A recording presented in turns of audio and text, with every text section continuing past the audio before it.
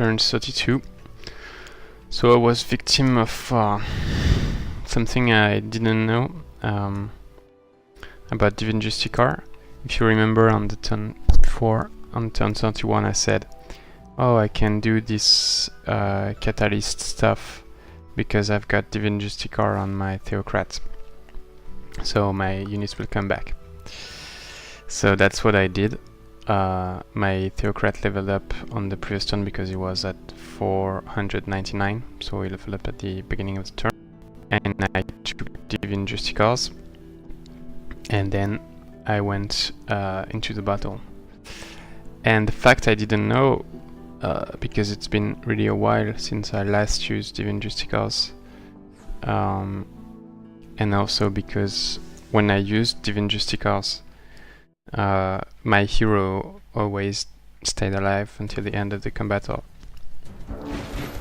So I never experienced my hero dying first, and here that's what happened, because I was convinced that all my units from the left group with my hero leading them would come back, and so I took care to protect the units on the right group, but not on the left group.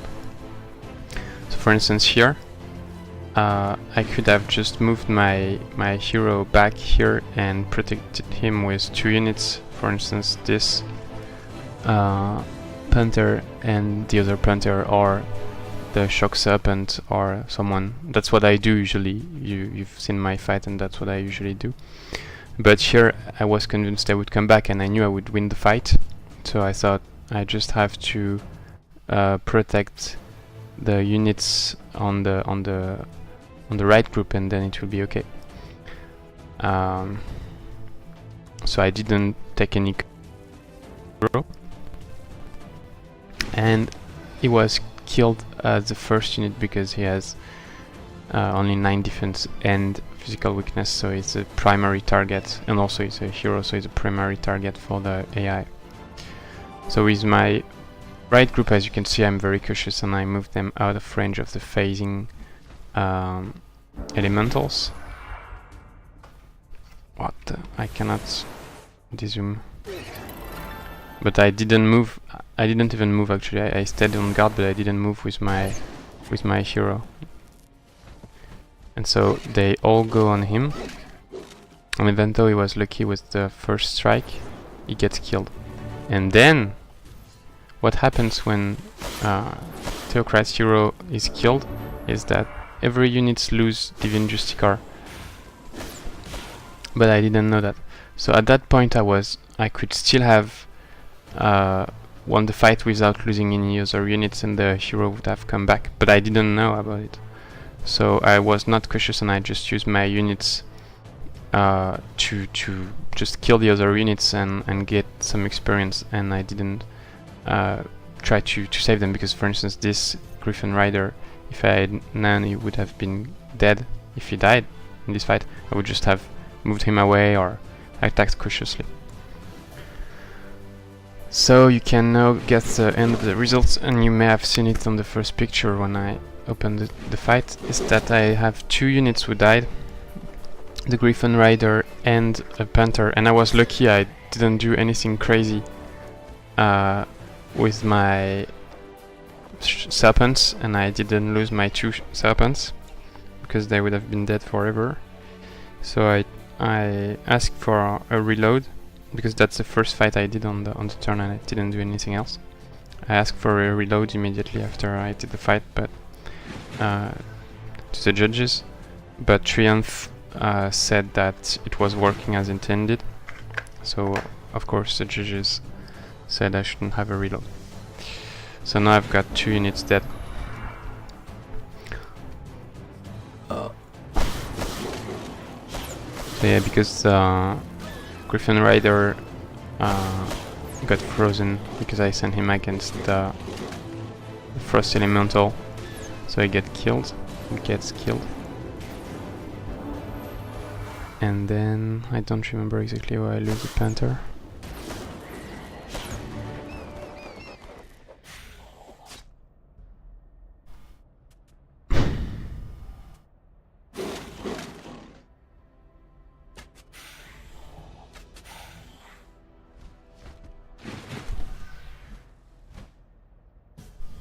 So I said actually on turn 31, those fights are very... Yeah, okay, just lose her like this.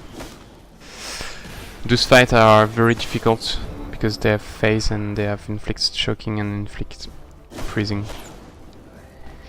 Okay, so I'm dropping out of this fight. I won it otherwise. Actually, I think I had finished it. So be careful when you play with Divine Justicars. We will update the description in the balance mode to avoid people doing the same having the wrong same assumption as me. So then I went for the Shrine of the Fickle Mermaid with my units with swimming and flying, and I chose to take the Obsidian Wyvern with me. Yeah, first I killed the hero that was here. Tried to convert her, but didn't work. I took the Obsidian Wyverns instead of the Zephyr Birds because they are stronger. So I got new movement points, and the mature Shock Serpent had evolved from baby Shock Serpent at the fight at the Catalyst. Then I got 1 medal here, and I focused all the experience on the Shock Serpent all the time to try to evolve him into a King Shock Serpent. Then I did a Lost City, which was actually more difficult than I expected. I don't do Lost City very often. The fire cannon from the Galleon warship was quite impressive and decreased the HP of my leader to something like 26, 23, something like this on the first turn, and also badly injured a Wyvern, and then I had to be cautious. One more medal for the Serpent, and then I did the Oyster Reef, and I got 1 more medal for the Shock Serpent. So next battle I do, I should be able to evolve it into a King Shock Serpent. As you can see, I've got a lot of the deep. I got it as a reward at the Sunken City, and I think I also got a lot of research points. Otherwise, I don't remember where I got them. I think it was, but I don't remember it was that much actually. And I also got some from the research breakthrough in Pestine. So I decided to move south, not north, because it's shorter, and also because it allows me to clear these 2 sites to level up my units, and especially the mature Shock Serpent. And so I'm anticipating that chiveicrook is going to move like this, and probably like this actually, and go underground and then move underground, because he can move faster when he's underground with his dwarf units at least. And that's why I went south, because if I anticipated he would go north, then I would have to move here. But also I would maybe reveal myself if I go north like this. Then I took the risk to move my units here, because he can send his 3 Exalted to try to kill me, but then it would be 3 versus 7, because I'm sending back my Gryphon to make sure he cannot kill me with his Exalted. And we will see. So actually, if he goes underground and move fast with his dwarf units, I will have trouble to catch up, because I'm at least 1 or even 2 turns behind him. So it will be difficult to catch him, and that's also why I split my troops and send the swimming and flying ones there. One reason was to clear these sites and get experience and reward, and the other one was that it moves faster on water. It's 3 movement points per X, so I can move faster and reach this place in 1 turn, whereas reaching here with these guys will be much longer. So thanks to my high happiness, I got 300 knowledge at Pestine, because I've got 75 knowledge income at Pestine. Quite nice. So that's where the big income comes. Then Summer of Love here. I don't have that much mana, because I used actually a lot to do this, but I will maybe use some more to produce some additional wetlands. But actually, yeah, I used a lot of mana this turn because I cast 2 Eldritch animals thanks to the additional CP I got at the Catalyst. So in terms of research, a good choice would be to research Summon Gargantuan Animal, but I'm going to take Animistic Knowledge because it will boost my overall knowledge income. So right now I'm at 207, and yeah, plus 94, so it's a lot. So now let's do Storm Magic, I like this. Let's do Gargantuan Animals, and then I will have the Horn God, and I should be able to catch him if I get a Horn God. So yeah, this one grew into village thanks to the festival.